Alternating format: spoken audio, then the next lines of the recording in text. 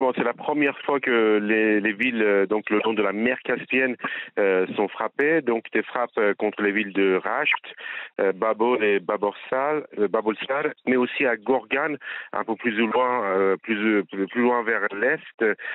Donc des frappes importantes. C'est là où se sont réfugiés beaucoup de Téhéranais, qui ont fui donc les frappes à Téhéran, pour se réfugier au bord de la mer Caspienne. Et donc, ça crée une ambiance de peur parce que les gens qui se sont réfugiés sur place craignent maintenant qu'il y ait donc une intensification des frappes contre ces régions. On ne sait pas quels sont les sites qui ont été frappés. Il n'y a pas de communication de la part du pouvoir iranien depuis d'ailleurs le début du conflit. Il y a eu des frappes également dans Téhéran même, dans la partie nord-ouest de Téhéran, par exemple les quartiers de Mazdaran, Youssefabad, et pour la première fois un quartier huppé aux abords de la ville de Téhéran qui s'appelle Lavassan, où il y a eu plusieurs frappes très importantes, donc une nuit encore où beaucoup de Téhéranais n'ont pas pu dormir normalement, donc une situation de plus en plus difficile pour un bon nombre des habitants de la capitale, mais aussi désormais des villes du nord de l'Iran.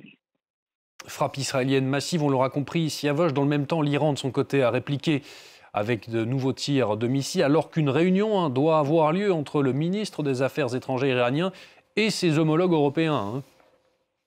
Absolument. L'Iran, ce matin, il y a moins d'une heure, a lancé de nouveaux missiles contre Israël. On ne sait pas combien exactement. Et les cibles visées. La télévision iranienne a simplement dit qu'il y avait une nouvelle vague de missiles lancés contre Israël.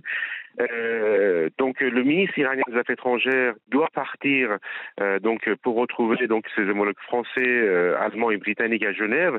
On ne sait pas par quelle route il va se rendre à Genève, parce qu'il y a toujours des avions israéliens dans le ciel de l'Iran, bien sûr. Alors, l'Iran campe toujours sur ses positions, pas question de céder sur le programme d'enrichissement d'uranium. Qu'est-ce qui va sortir de cette rencontre? Ça va être difficile parce que la position des Européens est également très dure vis-à-vis de l'Iran. Qui se rapproche de la position américaine, par exemple, sur le fait que l'Iran doit renoncer à son programme d'enrichissement d'uranium.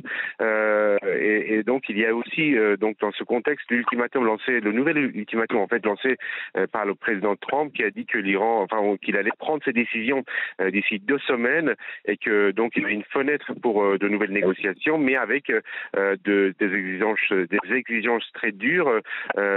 L'Iran doit renoncer totalement à son programme d'enrichissement d'uranium, et donc sortir ces stocks d'uranium à 20 et 60% à l'extérieur du pays. C'est des choses, des exigences que les Iraniens en principe n'ont pas acceptées jusqu'à maintenant, et on ne sait pas s'ils vont changer d'avis dans les prochains jours ou les prochaines semaines.